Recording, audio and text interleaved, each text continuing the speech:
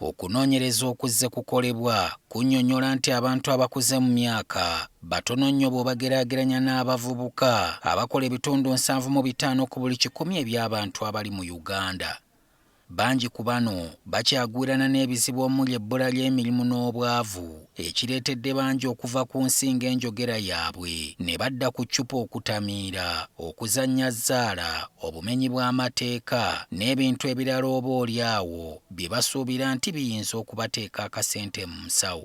Gavumenti ezeeteekawo enteekateeka ez'enjawulo okusobola okusitula abavubuka bano, gamba ng'ensimbi za Youth Livelihood Program n'ebirala, wabula kyewuunyisa nti bino bisiya ensaano ku mazzi ate nga buli lukya omuwendo gw'abavubuka gweyongera. Kusinziira ku bavubuka, ensimbi zino bandibadde nga bazettanira okwekulaakulanya, kyokka obukwakkulizo obuziteekebwako bungi ekibaleetedde okuviiramu awo ng'ogusima ebbumba.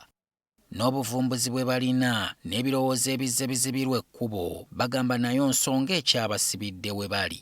Wandibaddewo enkola olwaleero nti at least ebitundu 40 ku nsimbi zino oba za PDM wabula ensimbi zonna ezisindikibwa mu bantu ez'okwekulanya, ebitundu 40 ku 100 bibeere nga bigenda specifically ku bavubuka. Bano era bagamba bakooye n'ebisuubizo okuva mu gavumenti kyokka ne bikoma mu bigambo. Right now, waliwo talks nyingi about helping the youth grow and creating opportunities for them. Naye wolaba abantu abali mu these discussions, ate fe abavubuka tetuliimu. So I feel like abavubuka bandyetaze naffe ne batu involving in the decision making. So tulina okulowooza buli lunaku engeri gye tuteekawo enteekateeka okuyamba abavubuka okwekolera emirimu, okuyamba abavubuka okugattibwa mu kufuna enteekateeka ezibayamba okwezimba.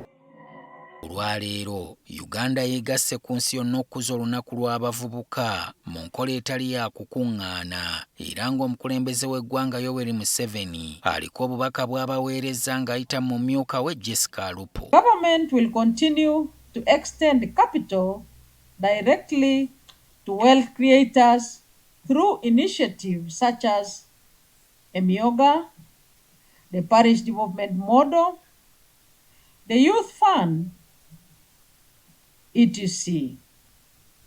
These funds are not for decoration, nor are they gifts for consumption.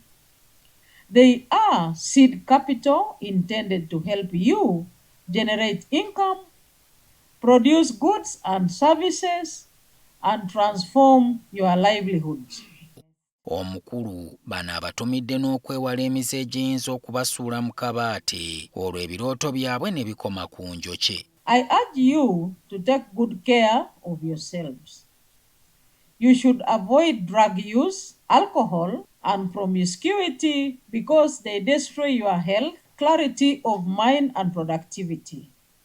Gavumenti egamba nti kyandibadde kirungi ne wabaawo enkolagana n'abasuubuzi, bannannyini bizinesi n'ebitongole nabo basobola okukwatagana n'abavubuka okubayambako okubawa omukisa n'okubateekamu ensimbi batuukirize ebirooto byabwe nga ne gavumenti bwefunamu.